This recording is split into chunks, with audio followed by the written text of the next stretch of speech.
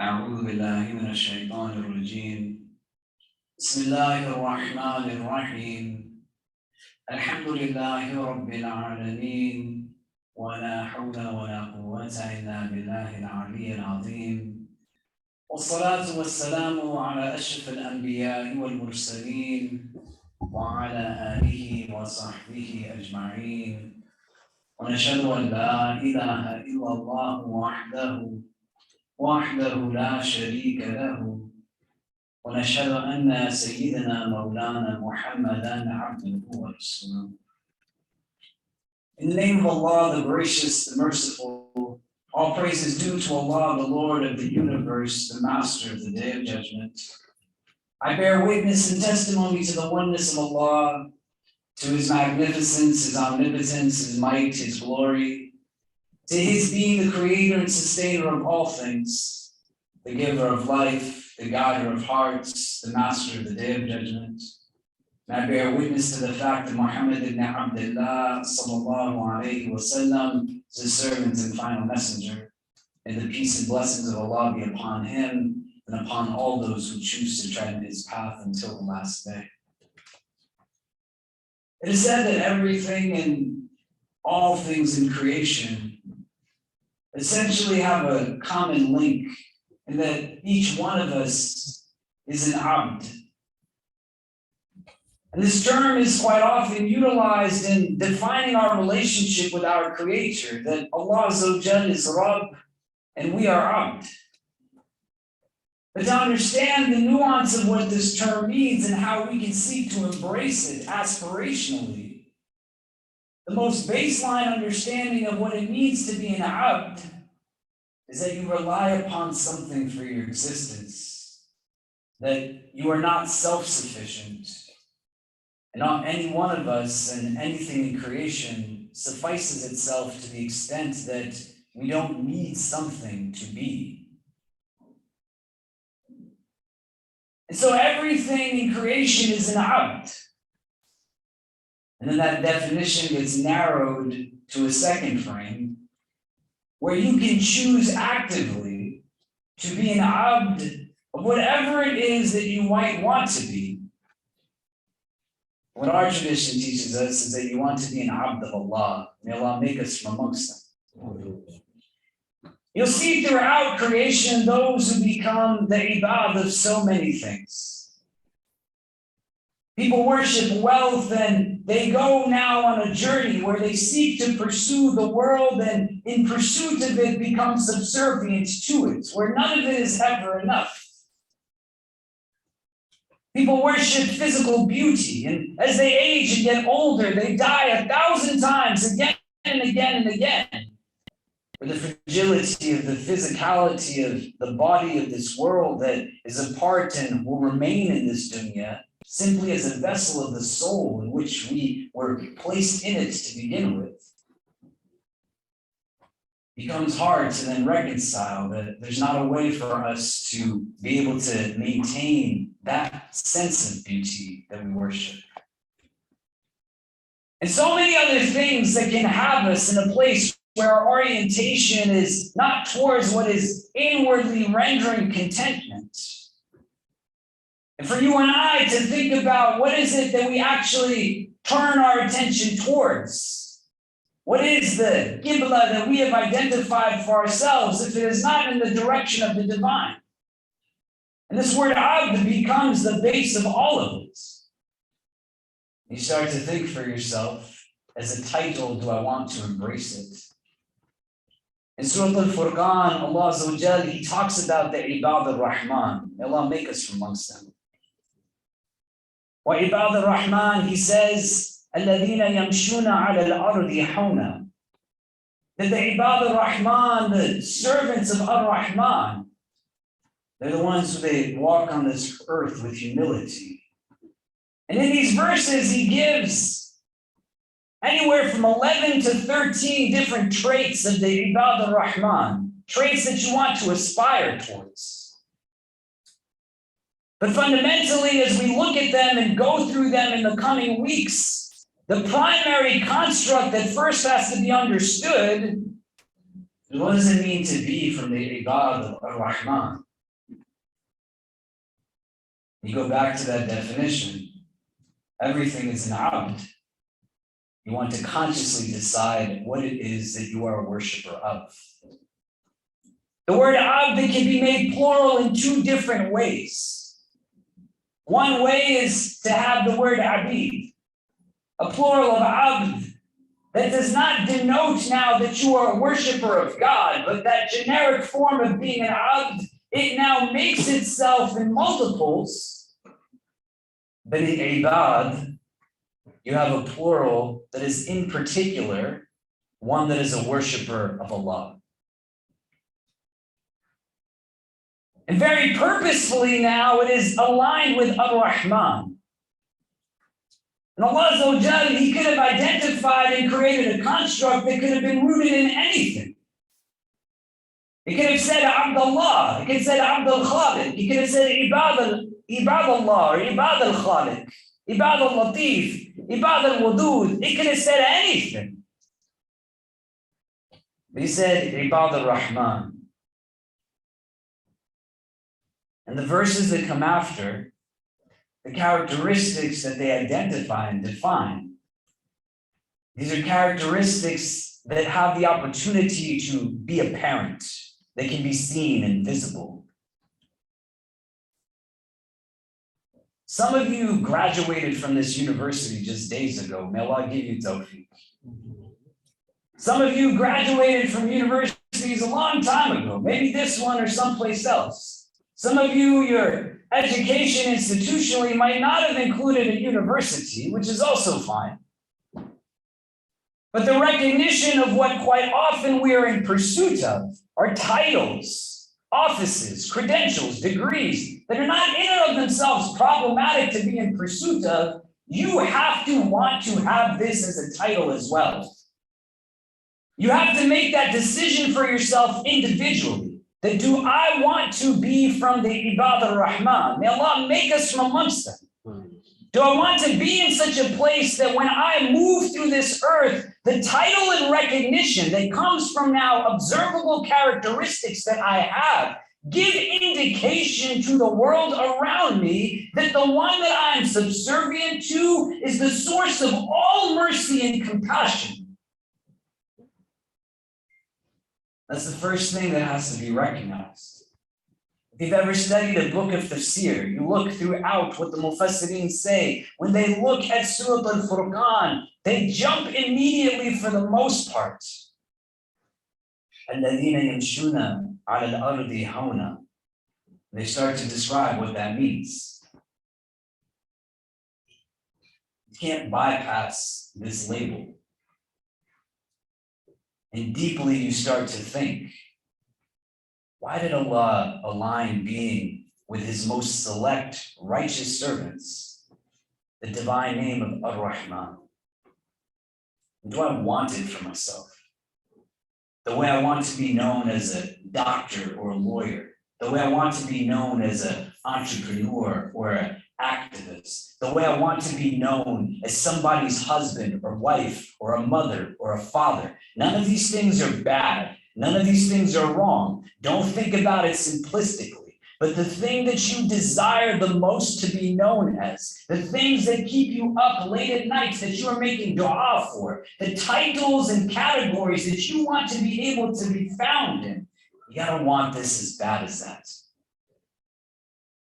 In order to then say, this is what I want to be pursuant of, in addition to everything that I'm chasing after. Just picture in your head, what do you think someone who is Abdur Rahman would look like in the way that they engage people? You think those that are from the Ibad al-Rahman, they're racist? Do you think those that are from the Ibad al-Rahman, they lie and they cheat and they gossip? Do you think the Ibad al-Rahman are those that you couldn't trust, those that you couldn't engage in a promise or a contract with? Do you think they speak poorly about you behind your back? Do you think they mock you and ridicule you? Do you think that they engage in all kinds of futility? No. We think about what rahmah is. In our tradition, the nuance gets lost in English because it's not just mercy. And mercy in and of itself evokes in a supremacist society a notion that is attached deeply to penalty and in the aftermath of something that is negative. It's reactive, necessitates now a sense of justice that is already structurally rooted in a system that is inequitous. That's how most of us unconsciously understand what mercy is. I'm going to be merciful to you, even though I could do something that could ruin your life. Rahmah embodies love. It embodies compassion. It embodies mercy. It embodies softness. It embodies gentleness. And the divine name Ar-Rahman, it is constructed grammatically in a way that no other divine name that we are taught of Allah is actually constructed. That alif noon that exists at the end, it denotes an emphaticness. And Allah's rahmah is Ar-Rahman is distinct from his rahmah is Ar-Rahim, because Allah's Ar-Rahman, that rahmah is unconditional, goes to everybody. So Ar-Rahman's rahmah is for those who believe in him and those who do not believe in him. Allah's rahmah is for the best and worst and everything in between. Allah's rahmah is Ar-Rahman is without qualification. It's emphatic. The way in Arabic, if you are hungry and you haven't eaten in so many days, and you are not even days, just hours, that you want to express how hungry you are, you say that you are jaw'an, that hunger is me. If we came in here and everybody just sat down and nobody did anything to clean up and you watched everybody else and I came and shook you and I said, you are so lazy, man, that you are kaslan. It's that same fa'alan form, that laziness is you. You're super exhausted. You studied for the last week to write papers that you should have written a month ago. When I graduated from here, I wrote my honors thesis 3 weeks after graduation. So I'm not hating on you, I did it myself. Look at where I am now. And that's your fault, because you're listening to what I'm saying. So what does that have to say about you? You're so tired and you're just exhausted and running on empty. You say, Ana ta'ban, the tiredness is me. That's how Rahman is, prevailing quality of Rahman. That's what I want to be the servant of. That's what I want to be submissive to. That's what I want to be in a place of when I'm making decisions and I'm making choices. I'm in recognition now of a divine entity. You can believe in God. You can believe that God created you. That doesn't mean that you believe in him as Ar-Rahman. In Sura al Furqaan, he's now giving this as a description of the most choicest of his servants, the righteous amongst them, the ibad, that they are the ibad of Ar-Rahman. May Allah make us from amongst them. The very first hadith that we are taught when you study in this tradition is the hadith of Rahman. Ar-Rahimuna yarhamuhum Ar-Rahman, yarhamu man fil ard, yarhamu man fis sama, that the merciful one is merciful to those who are merciful. Be merciful on the earth, the one who is in the heavens will be merciful to you. You start to engage in a value-driven mode of existence.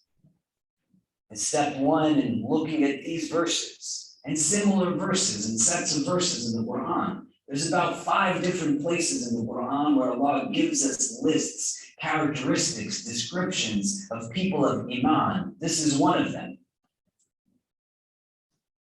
You think deeply about it now, and then you make definitive intention that says, I'm going to embrace implementing this into the course of my lived existence. Because the same way I want to be a father, I want to be a mother, I want to be a husband, a wife. I want to be a leader. I want to be a CEO. I want to be a doctor. I want to be a lawyer, my own business owner, whatever it is that you aspire to be. May Allah give you tawfiq in it, and may He make us from amongst those who are never afraid to dream. You got to break out of the shackles of dunya and put aspirations now in titles that will elevate your name, not just in this world, but it will give your name the opportunity to resonate and run supreme, announce throughout all the heavens that that servant of mine is from the Ibad al-Rahman. You got to want it in order to then chase after it. الَّذِينَ يَمْشُونَ عَلَى الْأَرْضِ هَوْنًا is the first part now that these verses start to speak about. Yamshuna means that you are walking ala upon the earth, al-ard. Hauna with ease, gentleness, humility. That will make us amongst them. There's two things that you can take from this. One, that these ibad al-Rahman, they are what? Those that yamshuna, they are walking. You can't get to the depths of this deen if you're just sitting all the time. It's not a religion that tells you that you go and just live on your own and you are away from everything and that somebody else is going to get up and do what it is that only you can do. The Ibad al-Rahman are not just those that walk gently, but in order for you to tread the earth with humility, you got to be moving in the first place. You don't stand still. You don't sit and get stuck and live with the same monotony again and again and again. And the advantage of being in the present moment and you are not stuck in a past that you can't change, but you learn from it so that tomorrow looks different from today, is that you want to be the believer whose state is malleable, that the tradition teaches us that the believer's state is such that it changes 40 times in a day. And the one who has no belief, they're the same for 40 years in a row. So I want to grow. I want to learn. I want to move. The word Sharia is a path to water. The word Sira is a path. The word Tariqa is a path. Everything is about movement. Everything is about going. So get up and do something. That's what the Ibad al-Rahman do. Yamshuna, they walk. It doesn't say they sit still. It says they're going. Your Prophet, sallallahu alaihi wasallam, of the many depictions that are given to us in the hadith, kana Quran yamshi, that he was the Quran walking, talking, personified. It's the same word. He moves. He lives it. And he does that of the Quran. So it's not I get up and I go and I live the same day again and again and again. And then it bleeds into a week and then a month and then a year and then 5 years and 10 years. The Quran says that Allah Azza wa Jal is the one that made the earth dalul for you. In Arabic, the word dalul, it refers to an animal that's a beast of burden. A donkey, a mule, something that carries your luggage with obedience. And he's saying the earth was made dalul for you in this way. Famshu fi manakibiha. Again, walk upon its shoulders. Look at the illustration in the Quran. Ar-Rahman is telling you that he gave you the gift of this earth, not so that you just sit still and don't do anything. But you get going, man. You get done what you have the ability to. And then when you do it, yamshuna ala al-ardi hauna, that they're doing it with humility, with gentleness, with ease. Not an atom's weight of arrogance is going to give entrance into Jannah. May Allah protect us from it. The place that is the epitome of purity will not tolerate anything that is impure.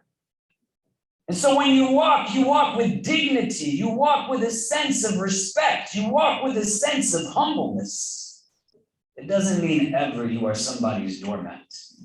And you don't want to take Allah's words as a way to weaponize against somebody in the sense that if you know they are being oppressed or abused, or you yourself are abusing them, that you throw this verse in their face that says, you're supposed to be humble. That's not what it's saying. But in the most generic sense, that when you go through this earthly existence, you walk now with a distinction that makes you separate, not in the physical sense or devoid of love, but it makes you separate from the rest of creation. That you understand your role as an ab, and it gives you the ability now to recognize with love and care and affection all of those who engage in a sphere of existence with you. Can we have everybody just move up, come in close?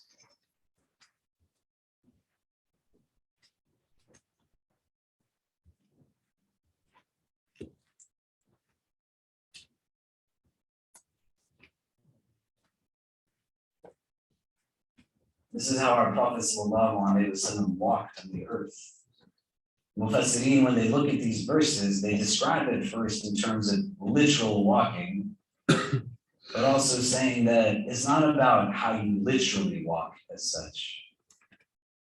Because the depictions of the Prophet ﷺ when he walked on the earth, they said that he was walking in such a way as if the earth below him was going down, that he had a certain robustness to his walk. But the idea is that you exert now an existence that is devoid of foolish pride. And it's not just in terms of what is the generic, but situationally, because our Sharia, as well as our system of ethics, defines for us now the opportunity to utilize our aql to see and understand circumstances that necessitate situational ethics. Why do you talk to certain people who are of different races from you in different ways than others? Is that what the Ibad al-Rahman would do? The ones who walk on the earth with humility. Why does somebody get your smile, but somebody else will not get your smile? What does somebody have to look like in order for you to not assist them or help them? Do you relish in the opportunity to elevate yourself by denigrating somebody else? Are you gentle? Are you kind? Do you have care? Do you have compassion? I don't know the next time I'm giving the khutbah, probably next week or the week after. But in that, we'll talk about the next verse that speaks about tahajjud, qiyam, prayer. Allah's talking about character before he's talking about ritual. The first category that he's telling you that you want to identify yourself as the characteristics of the Ibad al-Rahman is not about putting your head on the ground or fasting or giving in charity or these types of things that sometimes we equate religion to fully being. He's saying the first thing that's important is how you treat people, how you engage them. It's not a joke, it's a reality. The companions, they asked the Prophet ﷺ, what do you say of a woman who engages in extra prayers and fasts more than the month of Ramadan, gives in charity, does a lot of good deeds, but her neighbors are not, they're hurt by her tongue, she harms people. The Prophet says, without hesitation, that there's no good in her. She's from the people of Jahannam. May Allah protect us from it. They say, what do you say about someone? The depictions that they give. They're just doing basic prayers, minimum requirements, but they don't hurt anybody. He says, Jannah, that she is from the people of paradise. May Allah make us from amongst them. It's the filter, the category that you want to think about. They're walking with humility. They're walking with a sense of real respect and dignity. You're able to do that without letting anybody walk all over you. It gets now attached to the latter part of the verse, that after it says that you are from amongst those who walk with humility, it continues and says, and when they are spoken to by the jahilun, those who are ignorant, they say salama, qalu salama. When idha is used here, it's not meaning if, but it means when. Inevitably, you are going to meet people who are going to be jahil. These verses also give indication you do not want to be the ignorant person that somebody is saying to you, salama. And you might say that, well, I'm not like that, but you gotta think deeply. This is not a joke. Akhirah is real. You're gonna stand in front of Allah one day. And on a day where the goat that has no horns is given restitution in exchange from the goat that had horns, what are you gonna do for every heart that you hurt because you spoke too poorly? Jahiliyyah is not about an absence of degrees or things to that extent. Jahiliyyah, in our tradition, the jahil is the person that doesn't use their aql, their intellect. You can be crazy smart and still be stupid. So you don't want to be, firstly, from amongst the jahilun, that the verse is saying that Ibad al-Rahman, when they engage them saying to them, peace. It also doesn't mean that if you go now on the street and you meet somebody who's annoying, that you're literally saying to them, salam, salam, peace, peace, peace. That's not what it means. But you maintain a sense of composure. You have what in our tradition is called hilm. And the Prophet ﷺ, he was the most forbearant of people. Kana ahlam al-nas, the hadith says. When people would rally him up or try to engage him in a way where companions would stand to go and beat down the people who were speaking poorly to the Prophet, he would sometimes laugh and smile and say, let them be. He stands at Uhud and they pierce his blessed face and the blood is dripping from it and he jumps to catch the blood in his hand and they say, what are you doing? And he says, those people, the ones who hurt him in that way, they would not be able to handle what would happen to them if this blood hit that earth. You would make dua in that moment, Allahumma gfirli qawmi fa innahum la ya'lamun, that, oh Allah, bestow your maghfirah upon my qawm, not my ummah, but my locale, my people, they don't understand. The word to dream in Arabic has the same root. The word for intellect in Arabic, hilm, has the same root as halim. When a baby is being suckled, if you've ever had a little child in your life that is crying, it needs to be nursed, it's hungry, it's screaming its head off. And now when the mother raises it to her chest and gives it milk, and it's in a state of calm, the same derivation, the same root. That's what forbearance is. That's what this hadith is talking. This is what this verse is telling us, that you gotta be in control. You don't let the emotions control you. And then you make choices, and it's inevitable. People will come and say dumb things to you. You talk to them based off of who you are, not who they are. You engage them with a remembrance of who your teacher is, sallallahu alayhi wa sallam. I'm going for Umrah, inshallah, in about 10 days. Make dua that it works out, and anything you all want from there, let me know. But all of you and your loved ones will be in my prayers. Yesterday, I realized that I had to get a meningitis shot. And I haven't gotten a meningitis shot, I think, ever in my life. We go for Umrah, we go for Hajj. Somehow in my passport, there magically appears a sheet that said, meningitis shot delivered. And so I went to actually get this shot. And yesterday, I'm wearing my sweatpants. I got on a lime green t-shirt with yellow letters on it, and I'm wearing a black ICNYU zip-up hoodie on my head. And I got some flip-flops on that are also some random color. I walk into Target that has a pharmacy. My wife told me to get 2 blocks of cheddar cheese, and I needed some Cascade detergent for our dishwasher, because she also said that is the only detergent you're allowed to buy. And I just do whatever she tells me to. And there's a pharmacy, and I said, I need a meningitis shot. And so I walk up to this woman in my hoodie, random colors, nothing's matched. I got 2 blocks of cheese and a Cascade thing in my arm. I said, excuse me, do you have a meningitis shot that I could have from your pharmacy? She said, what? I said, I need a meningitis shot. And then she looked at me, literally up and down.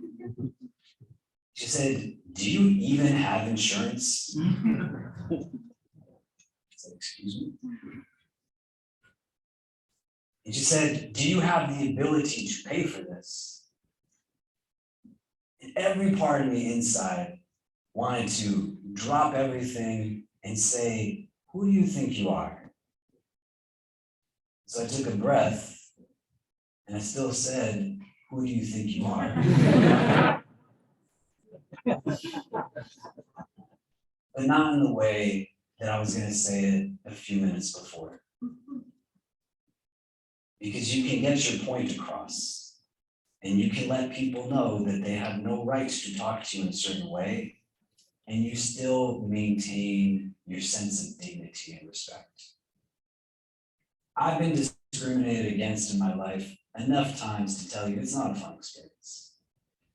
Mercy, rahmah, is not that you just pretend like you have to leave your Islam at the door to fit into your office place or into your classroom. Don't ever do that. You should never be embarrassed by the blessing of the faith you've been given. And some fool on the earth talks to you through their foolishness, you recognize first and foremost, alhamdulillah, that I am not an idiot like this. I don't need shaitan to give perpetual existence to the ignorance. That what rises within me is something animalistic. And it pushes me now to a place that is not becoming of those that want to aspire to be from the Ibad Rahman. And so the first verse gives so much depth. What I would recommend to you is that you go home and pick up your Quran. Read Sura al Furqaan. You can't read Arabic, it's totally fine. A lot of Muslims, they can't read Arabic. You know how to speak Arabic, you don't understand Arabic, the Quran, also totally fine. Just pick up the book, don't be scared. But with real love, I say to you that at this juncture in your life, you gotta start working towards living what the verses say. Not just memorizing, not just hearing them recited. There's benefit in that, but it's not an either or, it's a both and. And you start to understand the transformational nature of this text and what it is that it's calling you towards. You think, what would it be? Not somebody else's responsibility, not anyone else. I'm not looking to hate on other people or push them down. But for me, myself, what this deen offers to me is an opportunity to live with a different sense of balance and contentment. That I can be in control at moments where others would just give in. And it allows for me to have a depth of recognition of the world that is within me as the mechanism through how I engage the world around me. And these verses are so beautiful.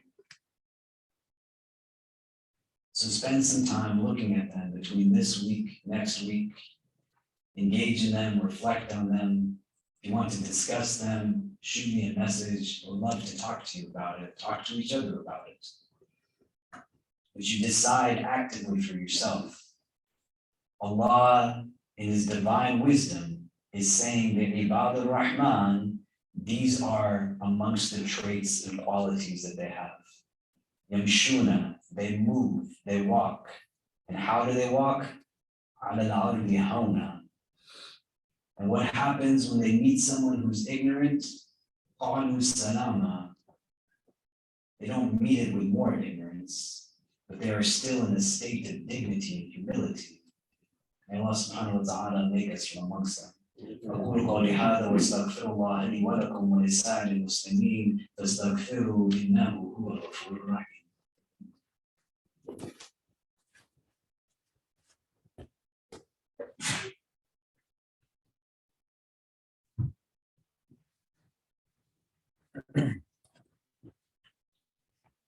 إن الحمد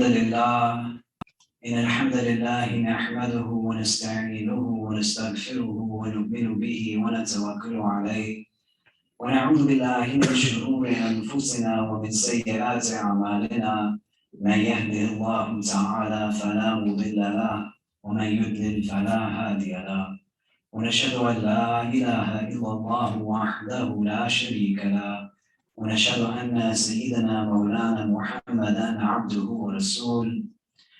Alhamdulillah, we're blessed to return back to this space. It's the first time the Jummah prayer has been prayed in this room since probably the early part, March of 2020, I would say, right?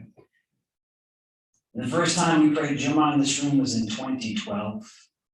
And in 2012, when we prayed Jummah in this room, there was about this many people in the room. I still remember. We had videos and other things that even depicted where there was space in the room. In the last Jummahs that we had in this space before COVID, there was about 800 people. This room was filled. The rooms on the fourth floor were filled. Live streams were happening so that we could engage everybody. As best as you can within reason, you want to encourage your brothers and sisters, your friends, to, if not to this space, to some space, to return back to the Jummah prayer. It's an obligation within the Sunni tradition. It's something that is a source of barakah, that this day from amongst all days is a unique day, a blessed day. And so you want to take advantage of it. The building itself, you can see, has a lot of emptiness to it, and in the summer, typically, even pre-COVID, for many of us who work here, it gets really sad because there's so much life and vibrancy, and then all of a sudden, our students graduate, and Ramadan is done, and then we have halakas and programs went off, but it's day after day of hundreds of people, and then there's a lot of silence that doesn't create stillness, it creates agitation. So if you're looking for a place to work, you're looking for a place to be, you can come and use these spaces, and we're happy to help facilitate in whatever ways that you can. But try your best to be continuing to come to Jummah and to reestablish it, and help us to reestablish it in ways that we're able to reach out to as many people as possible and create space for them. And just like some of you have to have visitor access, you let them know that that's something as well.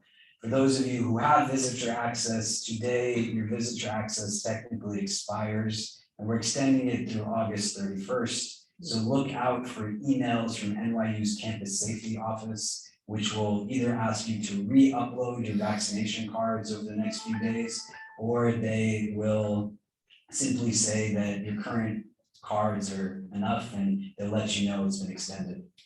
If you're a student who's graduating, it's going to sting a little bit, but at some point soon, you're going to also have to apply to get visitor access to the building. And I don't know when that'll be, but just look out for that also as something that needs to be done. We've resumed our halakas. Tonight, Dr. Marwa is going to be doing a halakah on emotional and mental wellness. It's really amazing. Start at 6 p.m. in the Musalla on the fourth floor. I'm doing one on Monday nights. Sheikh Sahib Webb is doing one on Tuesdays and Wednesdays. The coming Wednesday, he's going to be talking about abortion and the abortion debate and what that means from a Sharia standpoint. Sheikh Faz Jafar does it on Thursdays. He's doing the Sura al Furqaan right now. You should come to all of them. All of ours start at 6:30, other than Dr. Motowa's, who's at 6. And then throughout the coming months, we're going to start to reestablish other programs that we've been doing pre-COVID with our convert community, our professionals community, our women's initiative, so much else. And so we'll need your help to execute and facilitate those. And then lastly, after Jummah today, once we're done with our prayers and we pray your Sunnah and Nawafil, we have lunch for the community. So please stick around and be in the space, inshallah, so we can all eat together. Alhamdulillah, it's amazing to be able to pray in this room again with you all. I pray, inshallah ta'ala, that there's no further disruptions to our Jummah convenings in this community. I'm so grateful that you all are here, that we're able to do this together. And inshallah, this will be the first of many times, and the Jummah will continue to grow again and be a source of benefit for Allah's creation. إن الله وملائكته يصلون على النبي يا أيها الذين آمنوا صلوا عليه وسلموا تسليما اللهم صل وسلم وبارك على سيدنا محمد في الأولين وفي الآخرين اللهم صل وسلم وبارك على سيدنا محمد وعلى آله وصحبه وبارك وسلم يا أرحم الراحمين. اللهم إنك عفو كريم تحب العفو فاعف عنا. يا مقلب القلوب ثبت قلوبنا على دينك. اللهم اجعلنا من المخلصين. اللهم اجعلنا من المخلصين. اللهم اجعلنا من المخلصين. We begin this supplication in your name, Ya Allah. Beseech you to send your choicest salutations upon your most beloved, sallallahu ta'ala alayhi wa sallam. We ask that you shower your infinite mercy upon this gathering, granting each and every one who is present herein and our loved ones only the best in this world and the best in the next. We ask, Ya Allah, that if all of us are meant to be together only at this time, at this place, whether we are young or old, male or female, regardless of our race, our ethnicity, our social class, our country of origin, our cultural heritage, whether we are Muslim or come from a different walk of life, Ya Rabbi, if our individual hearts are meant to be in the presence of all other hearts that are gathered here only at this time, at this place, and gather us all together again in the best of places in the world beyond this one. Increase us, Ya Allah, in all that is good. Increase us in courage, compassion, and confidence. Protect us from any affliction, anxiety, or anguish. Remove from our hearts any feelings of bitterness, jealousy, animosity, or envy. Grant us hearts that are filled with understanding and hope. Hearts that are deep in your remembrance. For indeed in your remembrance do hearts find rest. We ask, Ya Allah, that you make us from amongst those who bring benefit to your creation, and put into our hearts a desire to be from amongst those who are counted as the Ibad al-Rahman. We ask, Ya Allah, that you make us from the best of your righteous servants, and that for each and every one that comes into interaction with us, that we serve as a reminder not simply of your existence, but of your mercy, of your love, of all the good things that are only in this world because of you. We ask, Ya Allah, that you make us the reason people have hope in this world, and never the reason that people might dread it. That you keep us in a state of control and calm. You keep us in a state where we are in control of our decisions. When we meet those who undoubtedly will seek to agitate, to hurt, to irritate us, protect us, Ya Rabbi, and send us only those who will be the best of our supporters and helpers in our journey towards you. Protect us always from hearts that are not humble, tongues that are not wise, and eyes that have forgotten how to cry. Forgive us for our shortcomings and guide and bless us all. ربنا تقبل منا إنك أنت السميع العليم وتب علينا يا مولانا إنك أنت التواب الرحيم. وصلى الله تعالى على خير خلقه محمد وآله وصحبه أجمعين برحمتك يا أرحم الراحمين. وأقيموا الصلاة.